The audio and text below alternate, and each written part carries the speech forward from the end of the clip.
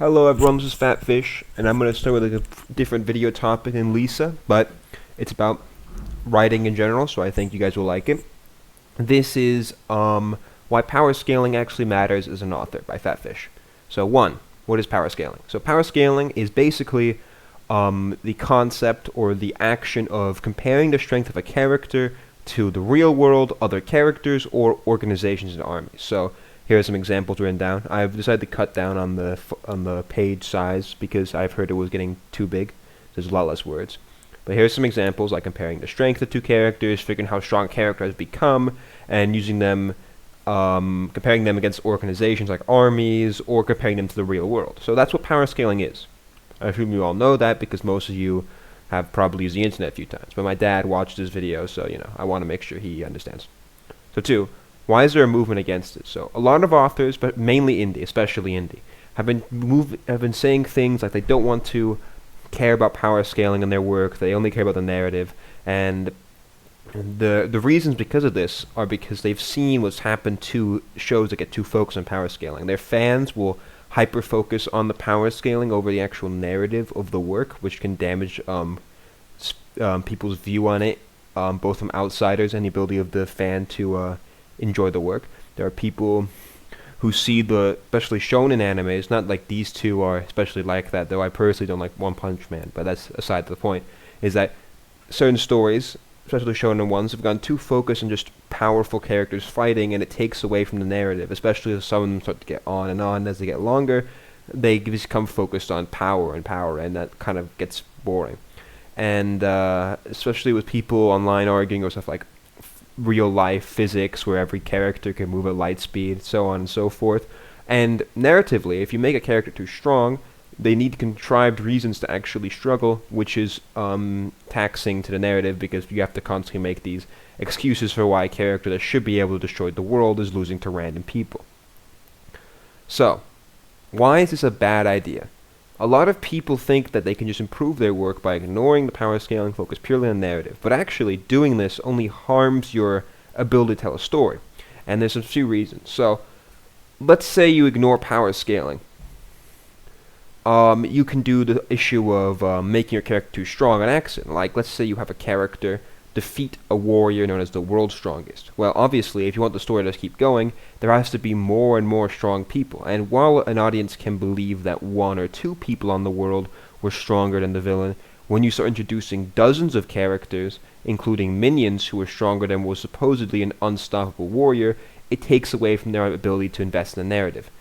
And then there's also the opposite problem, where you care only about the narrative. When you make your characters scaling, you don't care about it. Sorry, I'm getting lost. Anyway, back on track. So you can have fights that appear unnatural and that's decided by the author. So a character that the audience can clearly see is superior to another, losing to another one because of the narrative, will not make them feel like, wow, this cares about the story so much. They'll think, that's lame and makes no sense, and now I'm less invested in this arc. And if you don't care about power scaling, other issues can happen. Like, let's say you have a world structure, a medieval society with knights and armies. But then if you have anime scaling where every other person can destroy said knights and armies to the point that it makes no sense that why they exist, it makes people think, why this is kind of silly. Because, like, as you might have noticed, it doesn't make much sense for kings to be fielding armies when they really only need like 5 or 10 champions, or for them to be building castles when they themselves can just blow up the castle wall. And also there is narrative dissonance. Like, if there's a character who is portrayed as an oppressed, weak, or poor person, but in reality, from what we've seen them do, they should have all the means at their disposal to easily get out of the situation, or that they are far stronger than everyone else. Like, let's say you have a character who is meant to be written like they're super weak and downtrodden, yet what we see from them shows that they aren't those things. People will think, well, if he's able to lift a mountain, why didn't he just like carry a mountain and sell it and then become rich, or other things? Because that all, that might seem silly or kind of ridiculous, you might go, well, it's just a narrative. Unless it makes sense for why he's still poor and downtrodden despite having this power, people will go, that's stupid. And that will make people care less about his downtroddenness, because they'll think, well, he's only like that because the author forgot to write him well. So, how do we make power scaling controlled? Here we have Guts from Berserk, because Guts has a even though in this scene it's kind of hypocritical since he's doing something I said is pretty silly, which is fighting 100 men. This is Guts being shown as the strongest person in the world, basically. The only guy who can fight him is the champion of Tudor. And even then, he's only able to beat 100 mercenaries who keep getting distracted with their infatuation with Casca or other silly things because they're mercenaries. They still nearly kill him.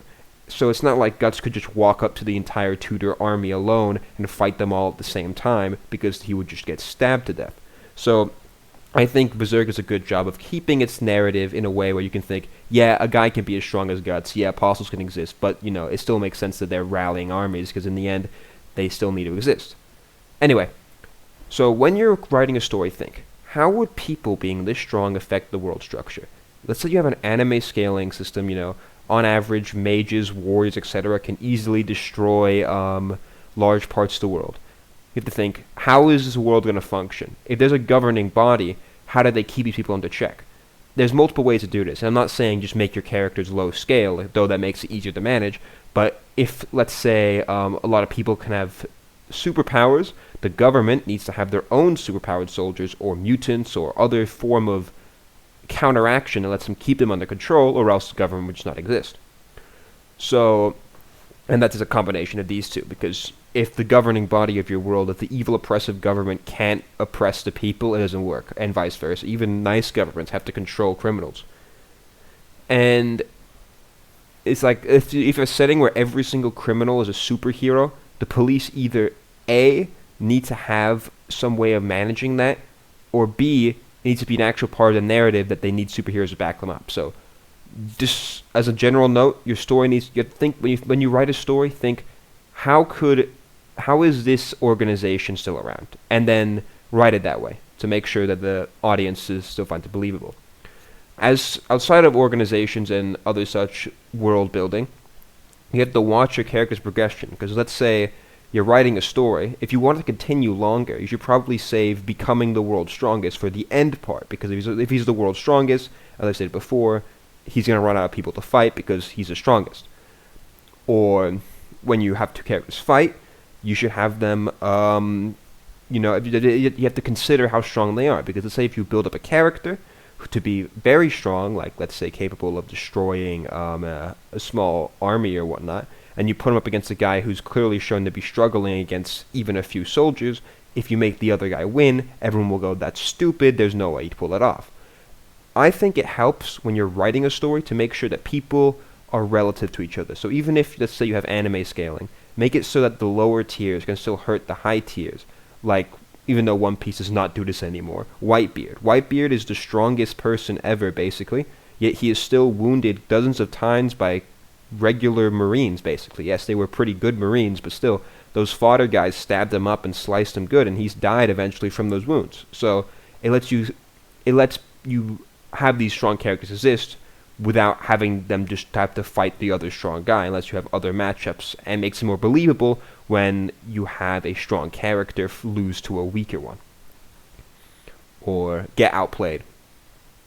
And that's the end. I think I talked a bit too much in this video, but I wanted to get this one out because I haven't made a video in a while, and I thought this was a pretty important issue because I'm seeing a lot of people write stories where they actively say they will ignore power scaling and try to own the power scalers, which you shouldn't do, because in the end, power is one of the most important aspects of the world, and any story is going to involve fighting at some point, unless it's a romance novel, which obviously doesn't have power scaling. So if your story has fighting, you should care about power scaling. Should it be? Do I mean care about power scaling in the way like people online are? No, but you have to keep in mind how strong your characters are and how that makes the world work. Thank you. Let me just turn off the recording and let's see how that went.